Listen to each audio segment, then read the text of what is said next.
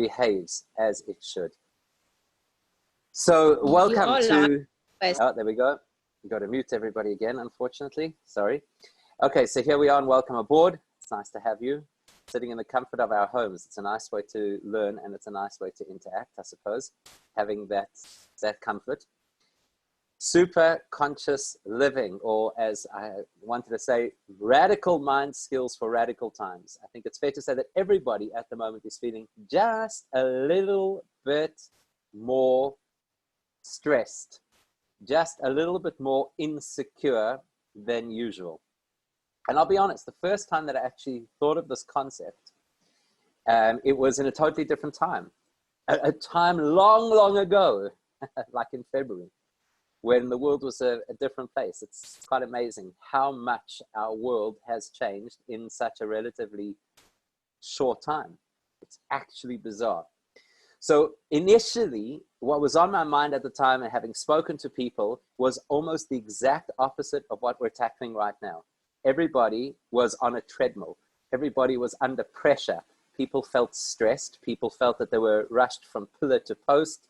People felt that there was so much on the go that they couldn't keep up. They were juggling so many balls in the air. There was no time to breathe. You couldn't connect with your family. And I think one of the buzzwords that people used as a sign of success not so long ago was multitasking. If you could multitask, you were really doing well. And if you read the literature about multitasking, there's quite different opinions on that. So some people will tell you multitasking is an amazing thing because it means that you can handle what's going on in your life, and you can manage all of the different things that are playing around and all the different things, the directions that we have to go. So on the one hand, multitasking sounds so positive. I heard a very funny thing, that there was a fellow who was telling people, he was trying to illustrate a group of millennials about multitasking. And he was trying to explain why multitasking is not an efficient way of working. So he said, could you imagine if somebody was driving their car, and while they were driving their car, they were trying to balance their checkbook? That would be multitasking. You know, he's trying to show it's like really inefficient. Nobody's going to be able to successfully balance the checkbook and multitask at the same time. The millennials obviously had an absolute blank stare on their face because they had no idea what a checkbook was. So, and that actually reminded me of a different story, because one of the big issues around multitasking, that once upon a time where people spent a lot of time on the road, one of the issues around multitasking that we had was the issue of driving and using your phone, either because you were talking on the phone or because you were texting. Not you personally, obviously, it's not an indictment on anybody who's part of this particular Zoom. So there was a guy who recently, just before the lockdown, was complaining terribly. He said, you know, it's terrible how people are, and they're busy texting on their phone. I was driving the other day, and next to me was this woman, and she was on her phone the whole time. She wasn't paying attention to the road. She didn't see where she was going. It was crazy. And eventually I realized I had to do something to her. So I threw my beer at her. So multitasking, right? Different kinds of multitasking. I think that not so long ago, that was a really big deal. That's what everybody was caught up in. And now, funnily enough, we're exactly the opposite. Everybody's like, oh my gosh, there's suddenly not so much on the boil. And it's eating us up in the opposite direction. And that's what I find fascinating. And that's really what we should be talking about over here, because the nature of people is that when we're in a situation and we feel pressure because of that situation, we imagine to ourselves that if the circumstances were different, we'd be fine, we'd be good. So as long as you're rushing from this meeting to that event, to that lift scheme, back to the gym, to the next coffee date, to whatever, as long as that's what's on your mind and that's how you're rushing about, you think to yourself, oh, if I only had time, if only I didn't have to do all of those lifts, if only I didn't have an issue of things one after the next, if only I could just spend some time at home, how wonderful would that be? So God says, I'll call your bluff. And here we are, sitting at home. And everybody's like, it's really stressful. You know, the children have all these Zoom classes. These are the same parents, obviously, who were totally stretched to the nth degree trying to do lifts. Now there are no lifts. Oh my gosh, all of those Zoom classes and the work that they keep sending from the school, and how do we keep on top of it all? We, the same people who were complaining about work is so stressed, it's so pressurized, we're always on the move, there's no break. Once upon a time you could go to the office, when you came home it was over. Now work follows you into your home. The same people saying, I wonder when work is going to start again. Do you think we'll be able to, you know, fill in the blanks? Do you think we'll be able to? You know how many times in the last few weeks I've had to speak to people and there's no answer for it. Do you think that our son will have his bar mitzvah in 2 weeks' time, in 2 months' time, in 6 months' time? I don't know. Who knows? So now what happens essentially is the same angst, the same stress, the same issues, just from a different cause. I know there are a lot of people, especially at the beginning of the lockdown, who are, this is great, it's fantastic, we get to spend time with the family, I have a family member who jokes about the fact that if you haven't made sourdough, then you haven't really experienced lockdown. So whatever sourdough might mean to you, for one person it's sourdough, and for the next person it's, if you haven't played a board game with your children, and to the next person if you haven't gotten into gardening, or you haven't redecorated your lounge, or whatever the particular thing might be. Because in the beginning, everybody was quite enthusiastic about this. This is great, and it's so nice. What we needed to get off the treadmill. We were living at a pace that was going to kill us all. And now, I'm stressed again. Different stress. The stress of the unknown. The stress of, what if there's a second wave? The stress of, will they get the economy back on track? The stress of, will there ever be school again? Ask any parent with school-going age children, and they'll tell you that's one of the greatest stresses ever. What if they don't go back to school? What are we going to do then if they don't go back to school? So it made me think that there's certain techniques that we need as people. There's techniques that we need to get our heads right. Because to live with this illusion that says, when things change, I will be better, the fallacy. Things don't make us better. We make us better. And if we learn techniques, then we become better. There's no set of circumstances on earth that can do it for us. You speak to people, for example, I speak to Naomi's grandmother. So she's over 90 years old. And these people kind of, they think, what are you so stressed about? I mean, this thing has only been going for a few months. Spoke to somebody yesterday who said that in a particular set here in South Africa, a whole set of tests, there were a lot of people who were contaminated in a similar environment. So they were all tested for COVID. And 80% of the people who tested positive had absolutely no symptoms. So life went on kind of as normal. Spoke to somebody today. I had absolutely no idea that he had tested positive. Absolutely no idea. So I said to him, how did you feel? He says he would never have known that he was sick. So, are we overstressing? Are the circumstances as bad as we make? So there's no answer. There's no answer to that, simply because circumstances are not what make people stressed. How we relate to and how we respond to those circumstances, that's what makes us stressed. So right now, I think a lot of what's bothering us is uncertainty. What's going to happen? Is it going to be okay? Will we recover? What if it's months longer than they expect? What if there's a second wave? What if the economy collapses? What if there's anarchy, people in the streets? What if? I think we're good at that, by the way. Have you ever noticed? I think as Jewish people especially, we're really good at that. We're scenario planners. We do a lot of what-ifing. The joke that they used to tell was that in the old days, once upon a time, there used to be something called a telegram. Remember what those were? Telegram was basically the manual version of being limited to 140 characters.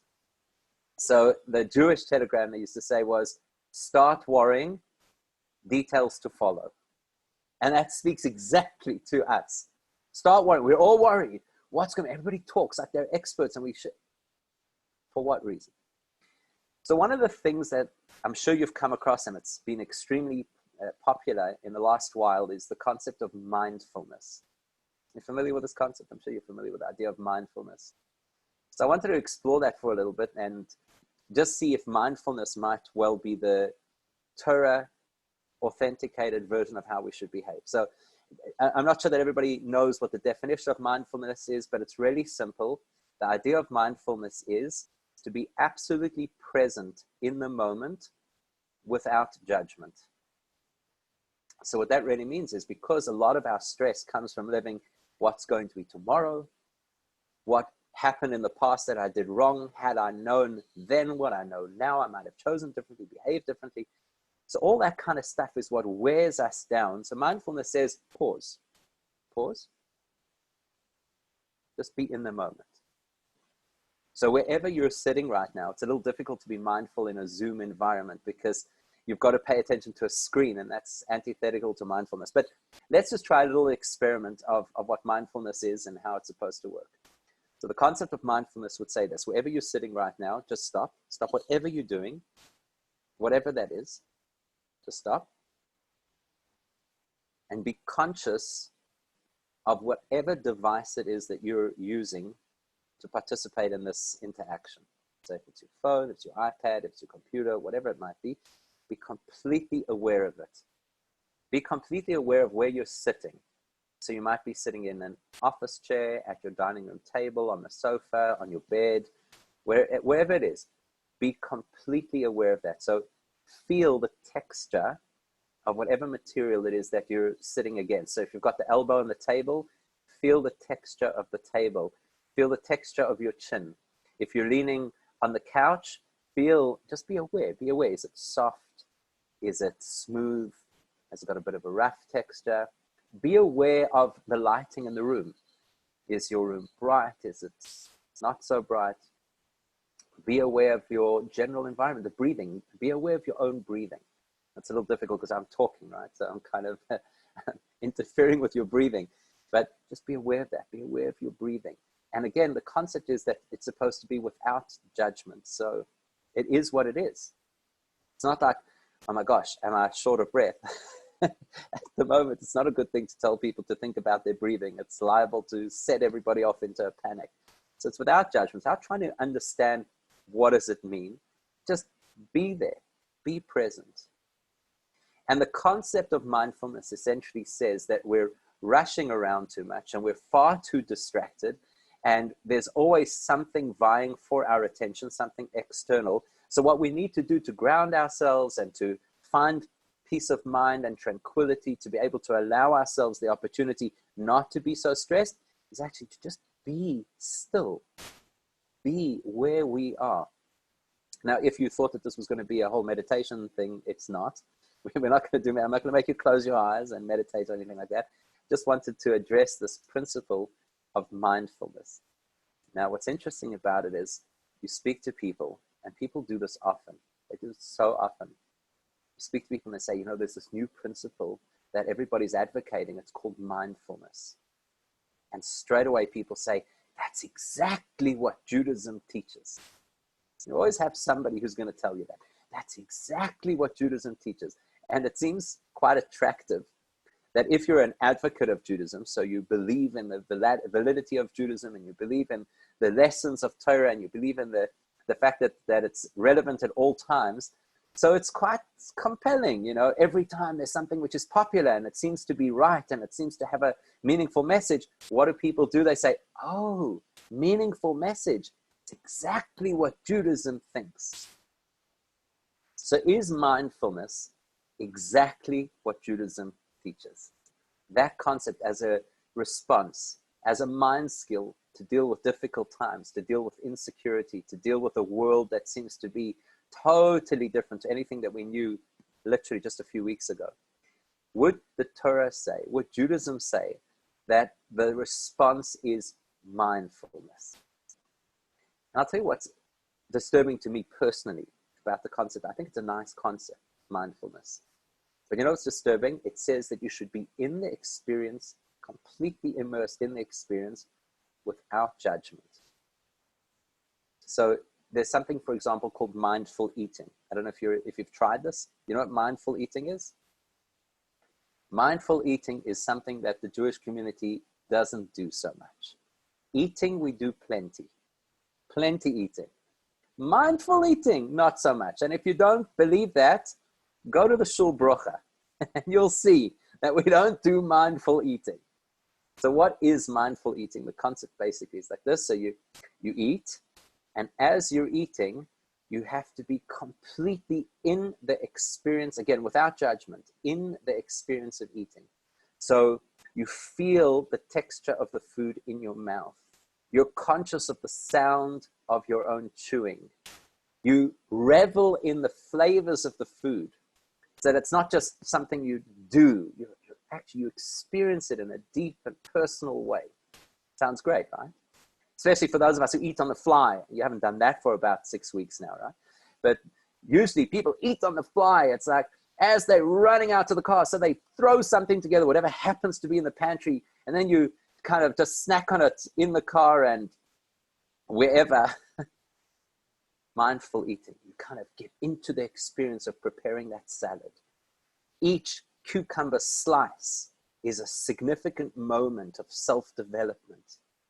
As you put each spoonful of that homemade granola cereal, because that's what we can do now, right? You put it into your mouth and you experience. Sounds wonderful. Sounds so positive. If that's what mindfulness is, I'm in. But what happens if a person is in the dentist's chair, having root canal? And now we tell them, be mindful. Just be mindful of that experience. Be mindful of the sound of the drill without prejudice. Be mindful of that rubbery glove going in and out of your mouth without prejudice. It's nice in theory as a concept. Mindfulness, when you actually start to think about it, almost feels like it's a luxury. It's for the good times. When life is good, you can afford to be mindful. When life is difficult, why would I want to be mindful of the difficulty without judgment? Why would I want acceptance of pain? Why would I want acceptance of failure? I'm mindful of my failure. I'm feeling the failure. I mean, it sounds good, right? It does. It sounds attractive, could even be addictive. But I don't think it's a Torah-based way of thinking. So what we want to talk about this evening is a different approach.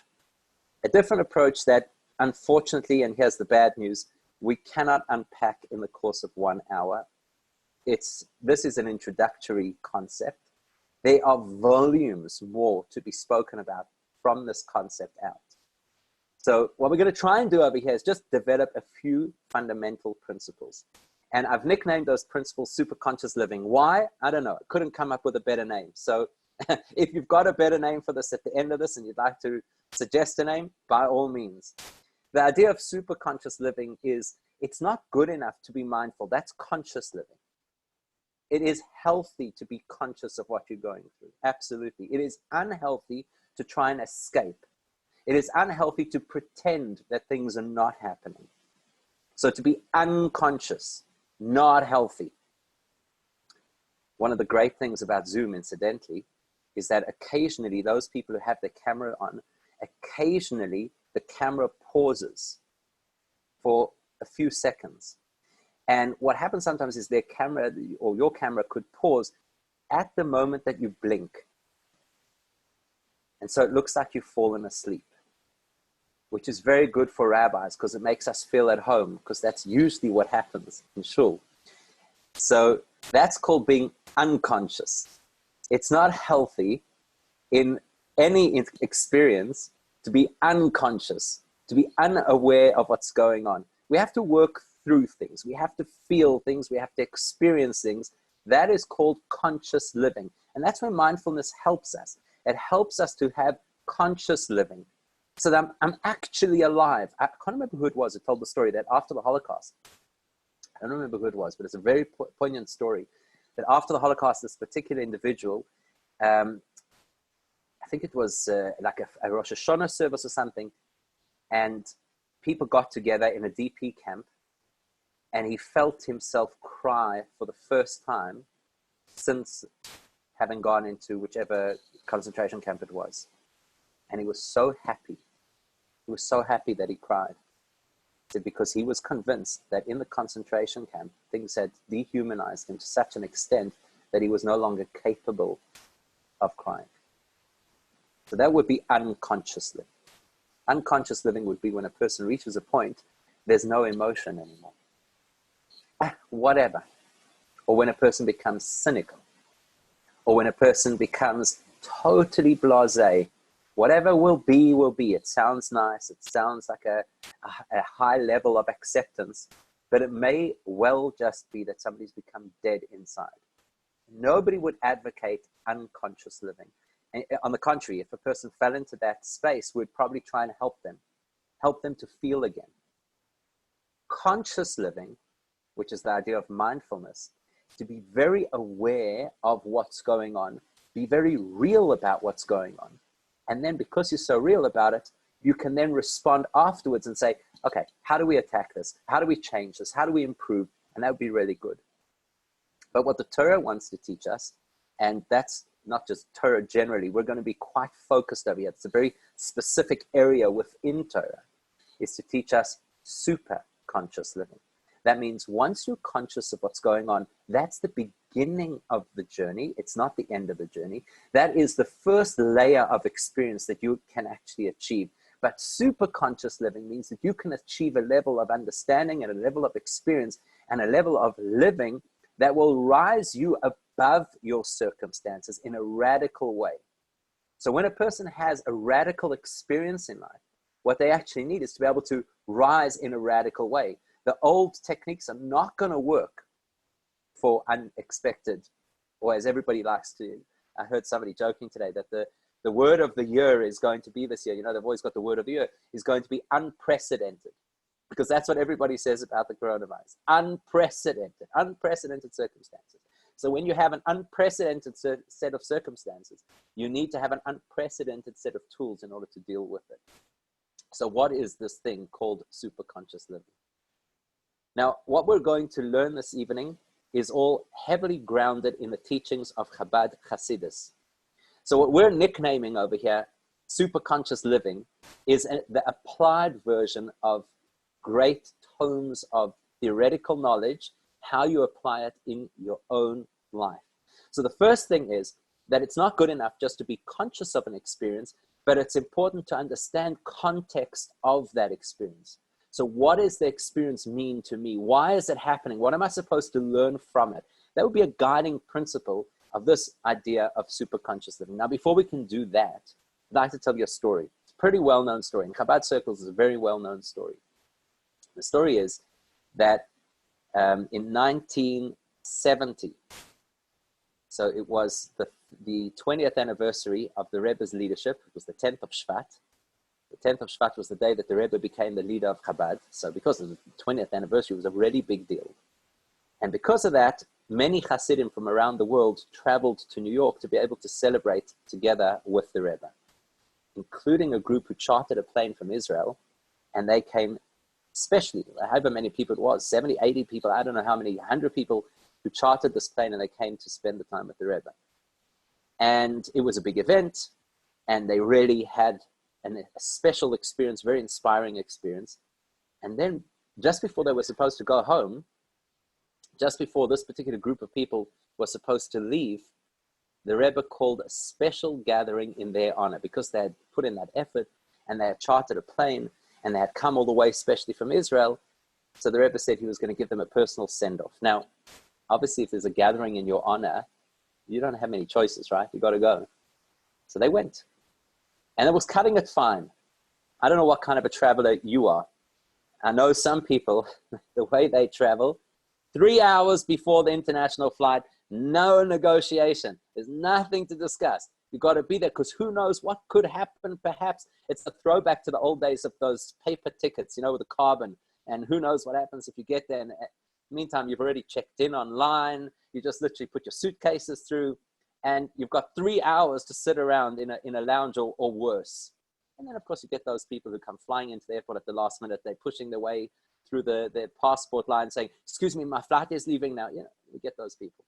So back in those days, if anybody can remember travel in those days, back in those days, it was a big deal to get to the airport on time, especially if you had chartered a plane. A lot of cost implications if you don't get there on time. So everybody was a little bit edgy. They had packed their suitcases, the taxis or whatever it was were all lined up outside. Everybody was ready to go. And the Rebbe's talking. And the Rebbe's talking. And it's getting closer to the time that they had to leave for the airport. And there's no sign that the Rebbe was stopping anytime soon. And people start shifting in their seats, and they start getting uncomfortable, and they start surreptitiously looking at their watches. But nobody obviously had the chutzpah to get up. And the whole gathering was in their honor. How do you have the chutzpah to get up? So it must have been very tense. I'm sure every one of us has had at least one experience in our life that is similar to that. You really, really need to get out of there, and this person is just not giving you the opportunity. And it's not just any person. You had to talk about the Rebbe. They didn't know what to do. So, people start shifting and moving and this and that. The Rebbe paused what he was saying, and he said, I'd like to tell you an anecdote. He says, many years earlier, he had been with his father-in-law, who was the previous Rebbe, and the previous Rebbe had to travel. In those days in Russia, most travel was done by rail. So the previous Rebbe had to travel probably to St. Petersburg, which was the capital at the time, or Leningrad as it was called then. And he had to catch a train. It was very serious communal business. There was a lot riding on this particular visit. And the Rebbe was going to either accompany him to the station or for the whole trip, I don't know, comes to him literally minutes before they're supposed to leave. Minutes before. And he walks into the previous Rebbe's room. And the previous Rebbe had a big volume of the Talmud open in front of him. And was completely engrossed. Like there was no tomorrow. Like there was no train, like there was no trip. Again, I don't know how you are, but most people I know, myself included, when it's time to leave for the airport, you're fidgety, You're, okay, just make sure you've got this and remember to do that. And there's a lot of action just before it's time to go there. And here he's completely engrossed in a page of the Talmud. And let me tell you something. To be completely engrossed in the Talmud takes a real focus of the mind. So the Rebbe says to his father-in-law, he says, we got to go. We got to go. Previous Rebbe looked at him in surprise. He says, we don't have to go now. We have to go in 5 minutes. So the Rebbe says, to that extent, that 5 minutes before your trip, you're completely almost oblivious to the fact that there's a trip. The previous Rebbe said, let me tell you an anecdote. He says there was a great scholar called the Rashba, Rebbe Shlomo Ibn Aderet. And he had an incredibly busy schedule. First of all, he was the rabbi of his community. And although in those days they didn't have WhatsApp and Zoom and all that kind of thing, rabbis are busy. He had a whole community to attend to. And then besides that, he was the head of a yeshiva, and he had to give daily classes to the yeshiva students. And to give a class meant that he also had to prepare for the class well in advance. And they weren't just simple, superficial classes. They were in-depth legal issues that he would discuss with them. It took hours of preparation for each class. Then the Rashba would receive all kinds of correspondence from around the world. People had various questions about the modern application of Jewish law, and they would address their questions to him. And he would have to research the answers, and he'd have to pen the answers. There was no word and predictive text or any of that stuff. He had to write it, with a quill, and then send those responses back to the communities. Now, I'll let you in on a little secret that some people might not know, but apparently was an issue back in the day then too. And that is that rabbis don't necessarily earn the best salaries. So the Rashba had a side job. Besides the fact that he was rabbi of the community, head of the yeshiva, writing responsa, he had a side job as a doctor. So he used to consult with patients for a few hours each day, and that kind of paid the bills. Then the previous Rebbe tells the Rebbe, every single day, the Rashba would take a walk, a stroll in the outdoors for about half an hour. And during that half an hour stroll, he was able to clear his mind completely of the medical issues, the communal issues, the legal issues, the yeshiva issues. He was able to totally zone out because he needed to be able to relax. I can just pause in the middle of the story. Some years ago, there was a fellow who visited here in South Africa by the name of Chesed Halberstam. Chesed Halberstam was the housekeeper for the Rebbe. And he told us a story. I heard this from him personally. He told us a story that people always used to badger the Rebbe. You know, sometimes you have to take a break. It's important. You have to have a bit of a holiday, vacation. Other great Hasidic masters always took a vacation. Like, why don't you? And he told us a story that the Rebbe would often say that if the Hasidim wouldn't take so much vacation, maybe I could have considered a vacation.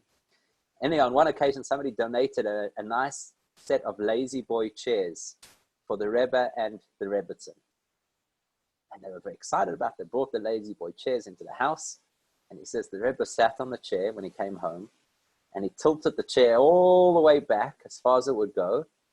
And he closed his eyes. And this fellow said, this Chesed Halberstam says, he could see the Rebbe completely relax. And after 5 minutes, he straightened the chair and he got up and he said, I've had my vacation for the year. So anyhow, so coming back to the Rashba. So the Rashba had this half an hour every single day that he completely, totally zoned out. So the previous Rebbe said to the Rebbe, that is what we call Hatzlocha in Zman. That is what we call success within time. In our world, we speak a lot about time management. There's a slightly different concept.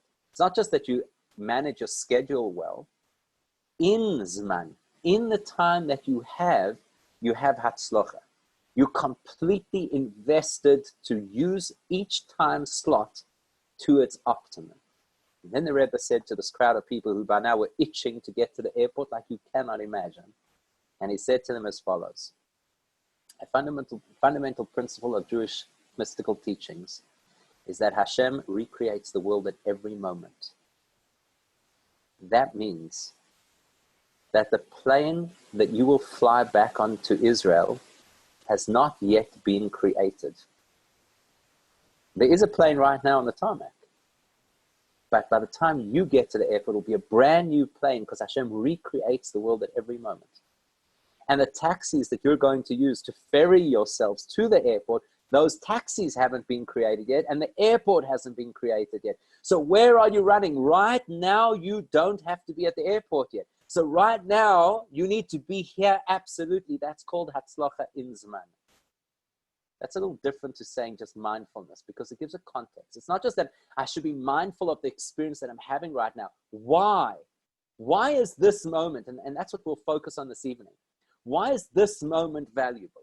Why does it deserve my attention? Why should I not live in the future? There's a saying in the Talmud. It's nice and poetic. It's got a nice ring to it. So once upon a time, about 25 years ago, 30 years ago, the leading Jewish singers made a song about it. So the statement goes like this. He'avar ayin. The past is gone. Irretrievable. It's gone. Ve'he'asid adayin. And the future hasn't happened yet. Ve'hahoive keheref ayin. And the present is fleeting like the blink of an eye. Da'aga minayin. So what should be the cause of your worries? If you're worried about the past, there's no point of worrying about the past. That's already been. If you're worrying about the future, there's no value in worrying about the future because the future hasn't happened yet. And who says that the future that you are worrying about will even happen? If you had spoken to any of us, in December 2019, as we wound up the year and we started to speak about what 2020 was going to be about, we would have said the problems will be, I don't know, crime, anti-Semitism, climate change, junk status. I don't know what we were worried about at the end. I don't even remember what we were worried about at the end of 2019. It hasn't happened yet. Now, when you read that phrase, you say, so what's the value of being mindful, conscious, involved in the current moment if it's keherifying? Just it's here 1 second and gone the next second. Seems to be a contradictory principle, don't you think? Because on the one hand, we're saying hatzlacha in zman, that within the moment of whatever experience you're having, you can get absolute value out of the moment. That's why you should be totally invested in the moment, on the one hand. And on the other hand, the Talmud gives us almost like a throwaway statement. Keherifayim. The now is like nothing. So this is the first major principle that we're going to learn. And when I say the first major principle, it's kind of like a teaser, right? Because there are many major principles to learn. This will be the first major principle that we're going to learn. But before we learn that principle, we need 2 tools to be able to use to appreciate the principle. So the 2 tools go as follows. The first tool relates exactly to what we've spoken about till now, and that is, I need to use a little bit of Hasidic terminology over here, so you'll excuse me using a little bit of Hasidic terminology. Anybody who is on the chat right now who is of a Hasidic background, been to a Hasidic yeshiva, you'll understand exactly what I'm talking about. We have a saying amongst Hasidim that the greatest compliment that you could give to your fellow Hasid is to tell them, you are a pnimi. And the greatest insult that you could give that same person or somebody else is to say, you are a chitzoin. Okay, so we need terminology over here. What are these words and what do they mean? So we'll start with the second one, chitzon. A chitzon basically means somebody who is a little bit of a hypocrite. That's what a chitzon is. Chitzon means the outside. So somebody whose whole life is defined by the outside. In other words, I need you to think something about me. I don't know if anybody at this moment is thinking about social media. It was unintentional, right? Social media and the concept of chitzon, exact shidduch. That's what social media is. It's living chitzon life. Let everybody see a picture of me. Let them believe that I'm a particular way. And nobody has to know what goes on behind.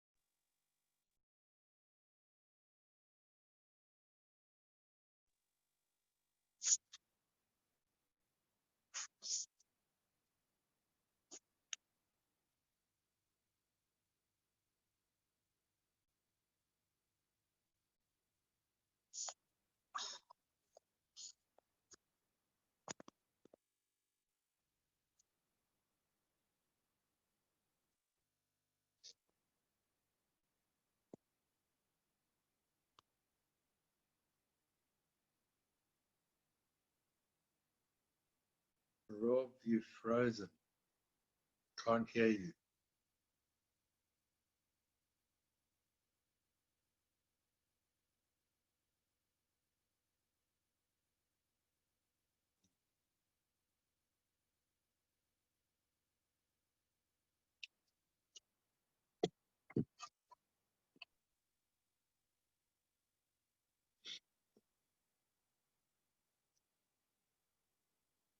Hi, Rabbi. Sherry and Stan, we're still waiting. It's frozen.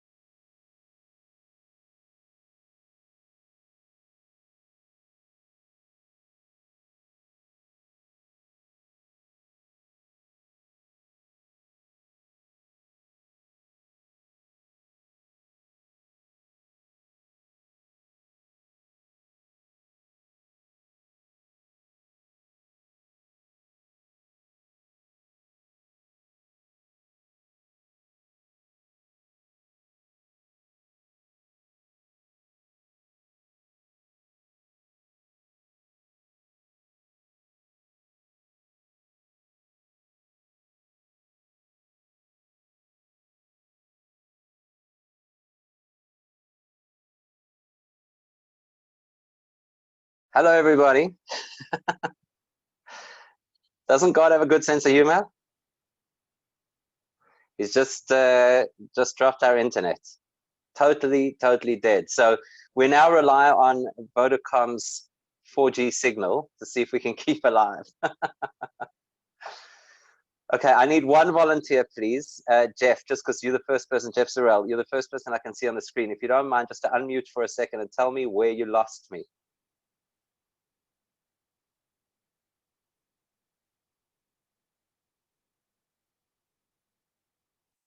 Rob, I don't know exactly where we lost you. I can't recall the exact moment. But, as I said in the but your eyes were okay, open. no problem.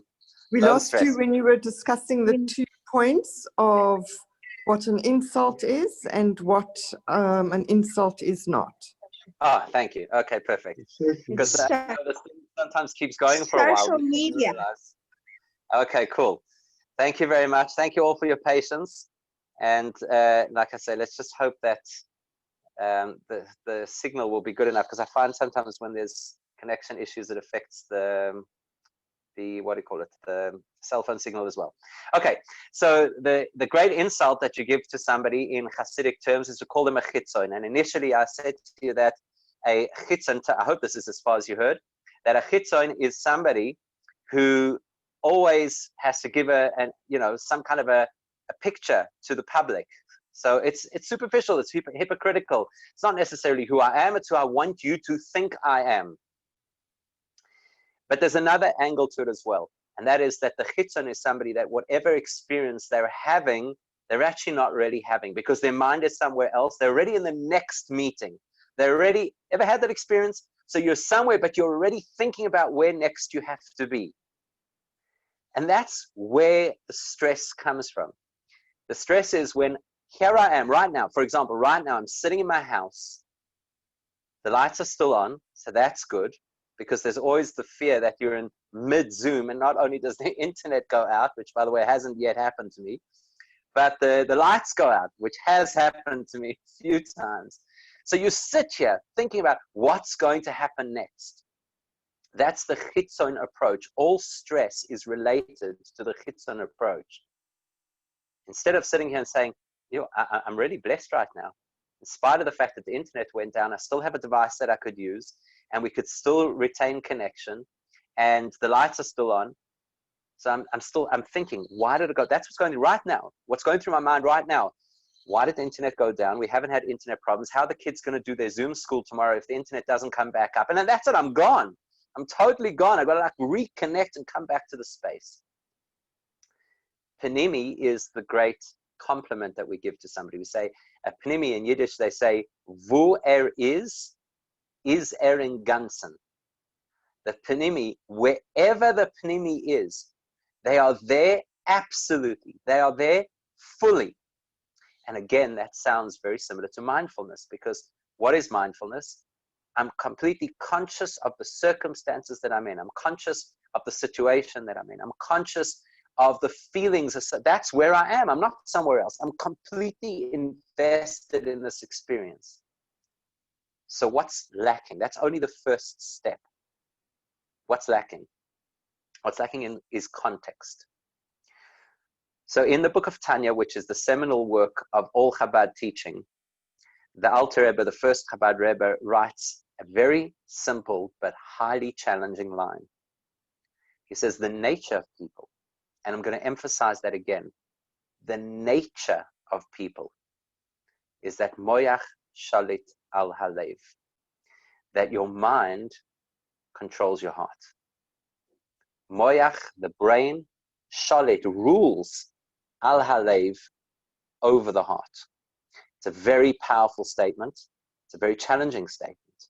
Because what that means is anxiety, depression, fear, hatred, jealousy, any of those things, they're effectively emotional states. And that's where all dis-ease comes from. That's where all discomfort comes from. So instead of living in my world, I'm living in somebody else's world. Why do they have what I don't have? Instead of living in the now and reaping the benefit of the now, I'm worried about what's going to happen tomorrow or next week or next month. So moyach shalit al halev is the big tool that a person uses in order to become a pnimi. My mind, if I get my mind right, if I can be in a healthy space inside my mind, then I can use that as a tool to be able to keep myself grounded, focused, conscious, and benefiting essentially from every single situation. So the idea of this super conscious living is exactly that. It's a planned way, so to speak, of living. It's going into a situation knowing that there are things about that situation that perhaps are going to challenge me. So I have tools that I know going into that situation.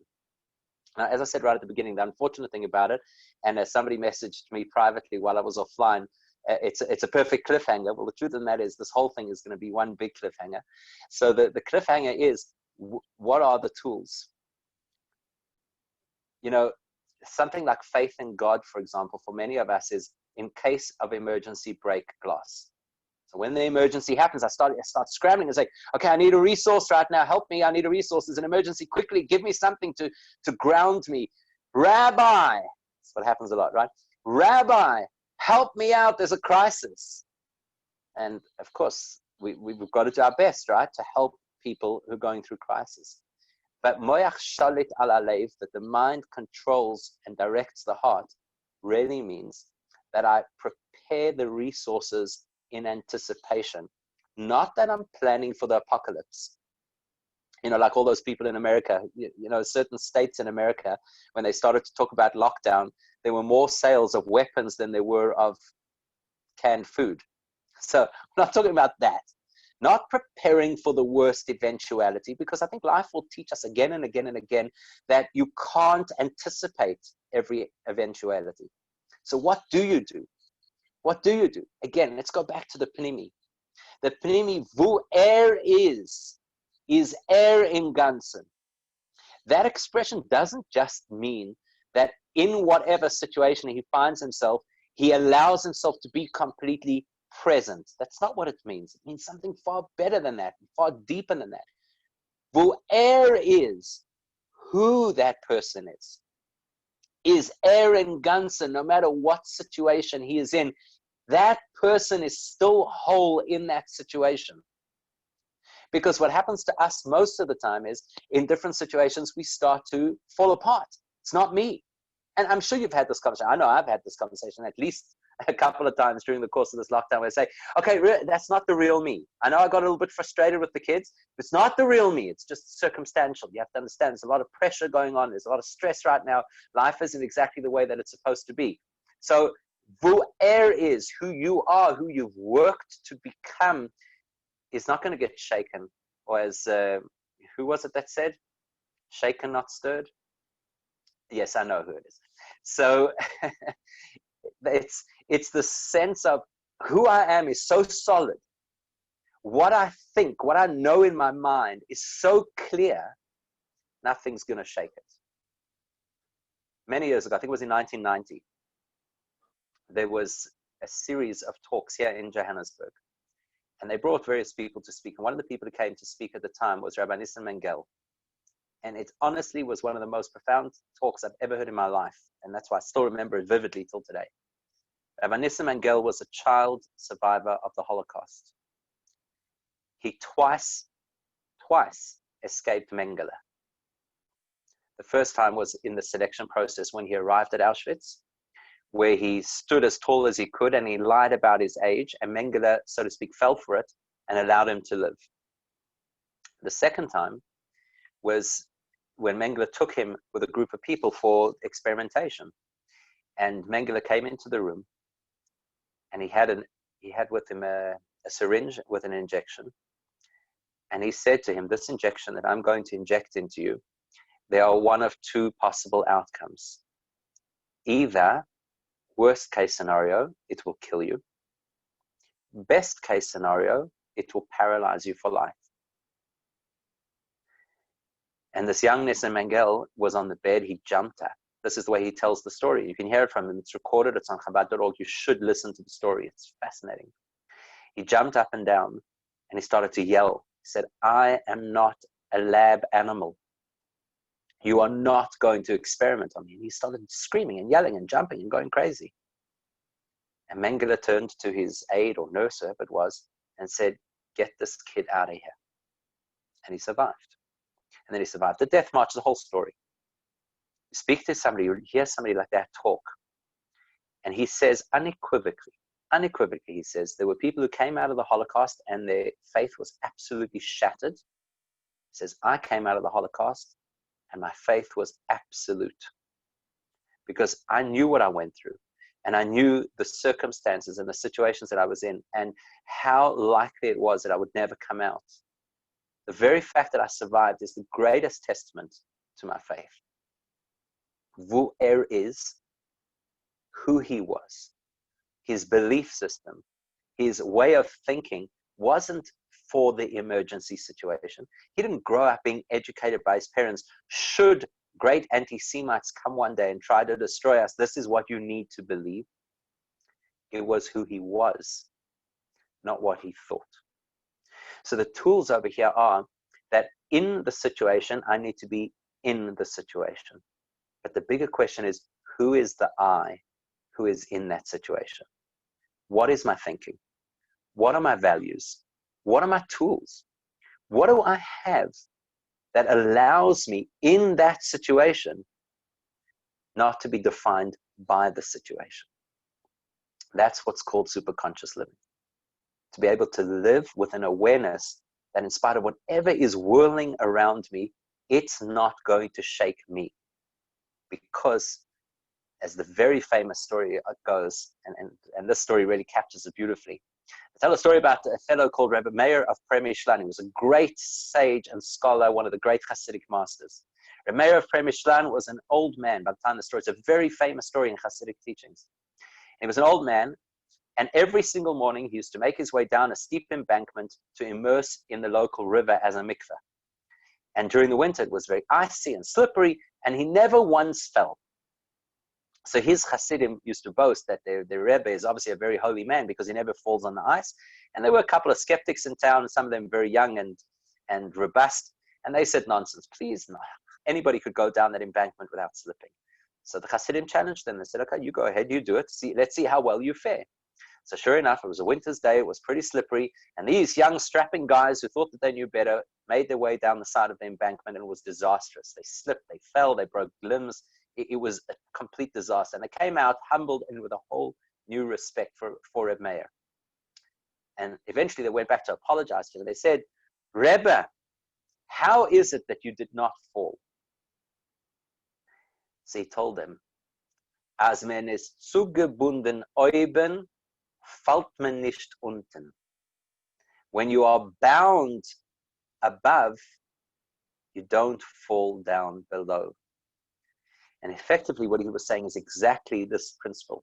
If a person is connected above, if you're connected to something that is higher and greater, super conscious, if you're connected to something that is beyond yourself, not just that aware of it and I read about it in a book and I went to a nice shiur and I was inspired, but to actually be tethered and anchored by that which is far greater and beyond me, then I don't fall. It doesn't matter what happens, doesn't matter what life throws at me, I don't fall.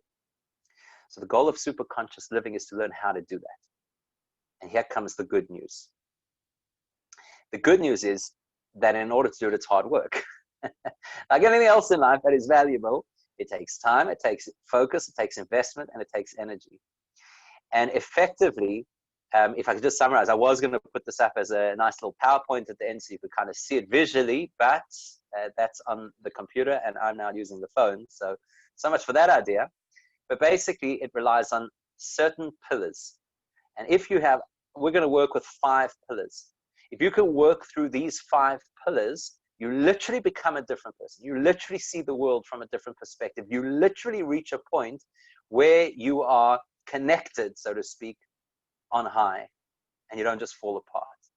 So the first pillar is to understand that life operates in 5 dimensions.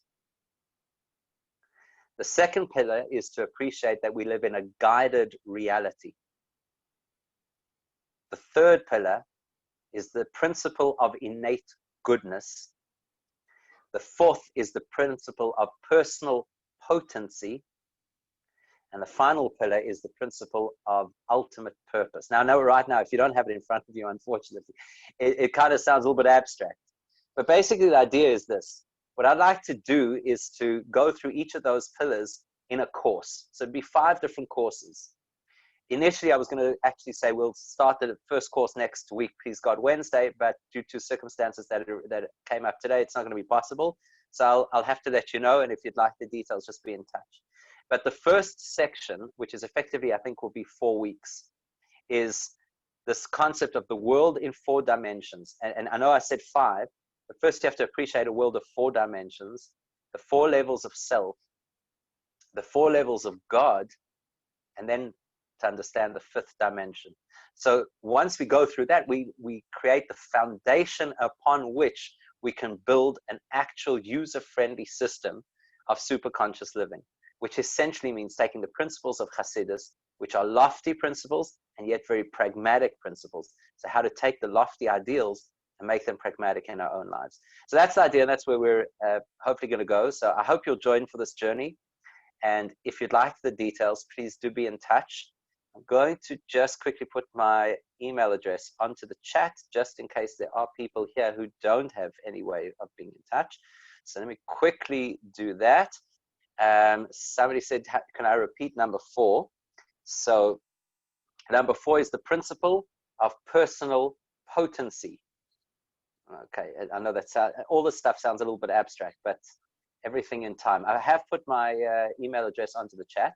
So that way, if anybody would like to get the details and you're not already on my spam lists, so there you now have an opportunity to do so. And